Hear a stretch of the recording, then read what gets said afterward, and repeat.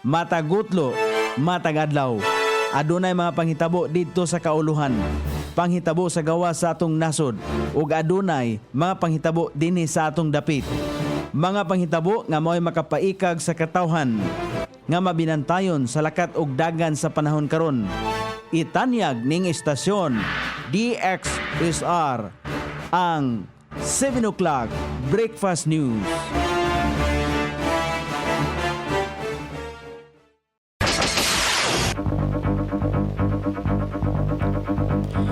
Higala, kumusta? May buntag Iligan, may buntag Mindanao, may buntag Pilipinas. Adlaw Miyerkules, petsa 16 ning buwan sa Abril ning tuiga 2025. Sangan sa ato station manager Pastor Robin Solapas kini ang inyong ka-isar kabisaya Nonay B, ang matod sa hanay sa balita sa alas 7. O karon sa uluhang tudling sa ato mga balita, kapulisan nagbalampuson sa pagdakop sa high value target sa drug bypass operation. Pagpamakuna sa hayop sa Barangay Palao naka-schedule sa Abril 22 hangtod 24. Trabaho sa pampublikong opisina suspendido karong alas 12 sa udto. Sa kauluhan, Chinese research vessel nasigpatan sa Itbayat, Batanes. Philippine National Police gihingusgan ang seguridad sa mga manakayay og bisan ang implementasyon sa mga balaod sa trafiko. Sa Andigang Bayan, gitugutan si Nicanor Faildon nga magpresentar og hulip nga testigo versus graft charges. Balita sa gawa sa nasod, New York nagpabilin isip pinakaadunahan nga syudad sa tibok bahin sa kalibutan. Balita sa kinabuhing Kristohanon, pagpanglutos ngadto sa mga Kristohanon sa Iran nagpadayon nga mitaas.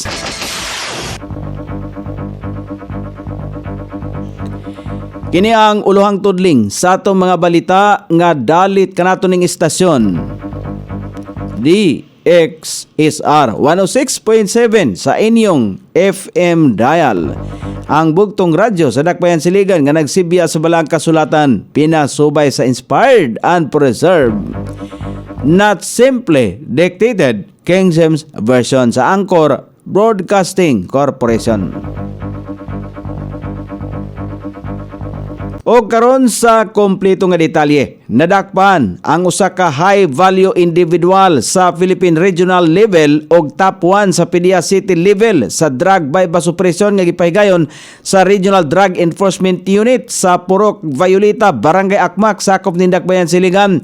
Napalitan si alias Waway og usa ka pakete sa gituang shabu nga mobalor sa 1,000 ka pesos. Nakuha usab gikan kaniya ang usa ka large og tulo ka gagmay pakete sa gituang shabu nga gibanabana nga motimbang og 25 gramos o mokantidad og 170,000 pesos.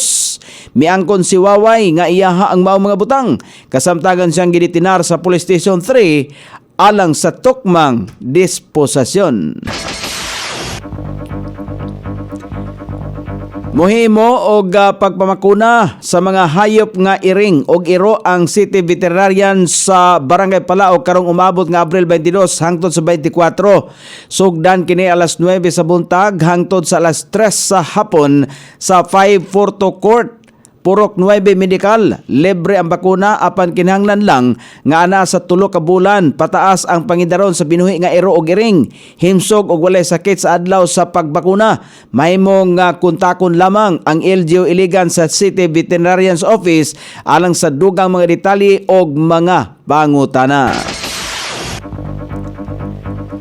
Suspendido ang trabaho sa pampublikong opisina sugod alas 12 karong udto Abril 16 ning tuiga. Diin ipatuman usab ang work from home sugod karong alas 8 sa buntag hangtod sa alas 12 sa udto. Kini base sa Memorandum Circular number 81 series of 2025 nga gahatag og kahigayunan sa mga empleyado nga mobiyahe sa ilang mga probinsya sa pag-obserbar sa Semana Santa. Samtang padayon ang operasyon sa mga ahensya nga naghatag og mga nag-unang serbisyo sama sa Basic and Health Services, Disaster Preparedness and Response ug uban pang naghatag og importanteng serbisyo. Desisyon usab sa mga pribadong kompanya o opisina kung ipatuman ba nila ang nasangpit nga mandato. O karon sa balita sa kauluhan, padayong gipanid-an og makapila ka higayon nga gihimo ang Radio Challenge sa Philippine Coast Guard, Islander kon Islander aircraft ang nasigpatang Chinese research vessel sa nga Zhongzhan Dashu sa gilayong 78.21 nautical miles sa amihanang sidlakan sa Itbayat, Batanes kagahapon sa alas 8 sa buntag, Martes, Abril 15. Sa usa ka statement gikatahod ni Philippine Coast Guard spokesperson for the West Philippine Sea Commodore J. Tariela nga gideploy ni Philippine Coast Guard Commandant Admiral Ronnie Helgavan ang Philippine Coast Guard Islander 4177 sa may baybayon sa Batanes aron imonitor ang naasoing Chinese research vessel. Gisulayan sumala pa niya sa crew sa Philippine Coast Guard Islander nga magpadangat og radio communication sa barko sa China makadagang higayon apan wala kini motubag. Gihatagan og katinawan usab sa Philippine Coast Guard aviators sa ilang radio challenge ang Chinese research vessel ang kawalay otoridad dinhi aron magpahigayon og marine scientific research sa sulod sa exclusive economic zone sa Pilipinas. Gipunto usab nini nga ang aktibidad sa barko sa China usa ka tin-aw nga pagsupak sa United Nations Convention of the Law of the Sea UNCLOS og Philippine Maritime Zones Act. Gisiguro sa Philippine National Police PNP nga mamahimong luwas ang pagpatuman sa seguridad sa ilang mga unit aron masiguro nga mahimong hapsay ang tanan sa mga biyahedor, mga nagmanihuman o consumer sa ilahang pagbiyahe karong Semana Santa. Sumala pa sa Philippine National Police Highway Patrol Group spokesperson Lieutenant De Malang nga gilauman ang pagdagsa sa mga biyahedor karong Semana Santa alang sa mga mosulod o mugawa sa Metro Manila. Sumala pa niya padayon ang deployment sa ilang hanay sa mga kadalanan hangtod sa summer vacation ning tuiga nga mauusab ang direktiba ni Philippine National Police Chief General Romel Francisco Marbel. Giklaro usab ni Malang nga padayon nga magpadangat og updates ang ilahang unit aron mamintinar ang kahapsay og obserbasyon karong Holy Week. Gitugutan sa Sandigang Bayan si kanhi Bureau of Customs sa BOC Commissioner Nicanor Faildon nga magpresentar og hulip nga testigo sa iyang giatubang nga graft charges o kasong kahiwian. Luyo nga siya ang motestigo, gitanyag ni Faildon ang iyang kanhi Chief of Staff nga magtestigo sa korte nga sumala pa niya maghatag og susamang pahayag. Wala usab gilakbitan sa resolusyon sa korte ang pangalan sa mohulip nga testigo. Gisulti ni Faildon nga dili siya makatubang sa korte tungod sa pagkamatay sa iyang suod nga higala sa iyang pamilya nga nakaapekto sa iyang emosyonal og mental nga kahimtang. Bisan pa man nga gibabagan kung mibabag ang prosecution, gipaboran sa korte ang mosyon ni Faildon o gisulti dili kini makadilatar sa paghusay. Gimando usab sa korte nga isumite ni Faildon ang judicial affidavit sa iya ang testigo sa gikatakda nga pagpadayon sa presentasyon sa ebidensya sa Mayo 15 ning tuiga. Mahibaluan nga ang kaso batok kang Faildon nga adunay kalabutan sa sumala pay illegal nga pagpagawas sa 34 milyones pesos nga smuggled nga bugas nga nagkantidad sa maong kantidad nga 34 milyones pesos sa Cagayan de Oro niadtong 2017 nga gipasaka ni kanhi Senador Panfilo Lacson. O karon sa balita sa gawas sa nason, nagpabiling numero 1 ang dakbayan sa New York sa nasod sa Amerika isip pinakaadunahan nga syudad sa tibok kalibutan. Sa taho nga gipagawas sa New World Wealth, ang naasong dakbayan na puloy-anan sa 384,500 ka mga milyonaryo, 818 ka mga sente-milyoner o 66 ka mga bilyonaryo. Ang ikaduha sa listahan ang Bay Area region sa California, din gilangkuban sa San Francisco o Silicon Valley. ang pulianan sa 82 ka mga bilyonaryo. Misunod sa nasong listahan ang Tokyo ug Singapore. Sa kasamtangan, nisaka ang ranggo sa mga dakbayan sa Dubai, Shenzhen, Hangzhou, New Delhi, Warsaw ug Bangalore.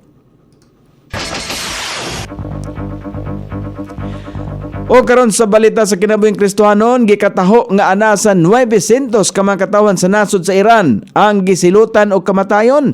Diin kadaghanan nini mga kaso nga adunay kalabutan sa relihiyon. Sumala pa sa organisasyon nga Article 18, 96 sa mga naasong gihukman og kamatayon mga Kristohanon. Tungod nini, ana sa 38% ang pagsaka sa mga Kristohanong gihukman, samtang ana sa 60% ang pagsaka sa mga Kristohanong gisilutan og kamatayon. Sa kasamtangan, gideklara gihapon ang nasod sa Iran isip countries of particular concern tungod sa papangluto sa mga katawhang dili magtotoo sa tinuoang Islam sama sa mga Kristohanon. O karon sa kahimtang sa pagbanabanat sa dagan sa panahon, ang tibok nasod nga Pilipinon makaangkon umay dagan sa panahon. Gawas lamang sa epekto sa esterles nga dunay masinati nga mga pagulan-ulan, madag-umon nga kalangitan sa panahon sa kapunon o sa sayong taknas kagabion, kini epekto sa esterles. Ang sukod sa temperatura din sa dakbayan siligan, hilabihan kainit. Ang kabugnaon ana sa 26 o ang kainiton mosangko sa 34 degrees centigrado.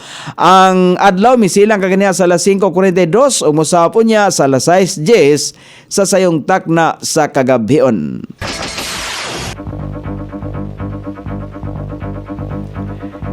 Inyong nabati ang kinatibuk ang hanay sa balita sa alas 7 nga dalit kanato ning istasyon. DXSR 106.7 sa inyong FM dial.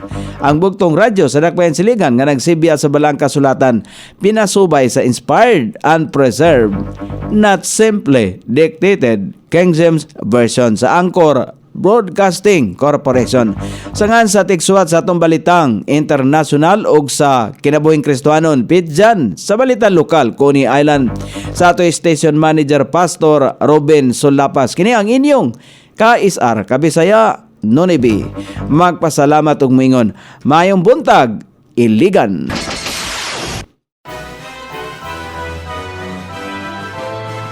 Inyong nabati ang 7 o'clock breakfast news hangtod na usab og mga adlaw sa samang takna o sa samang istasyon.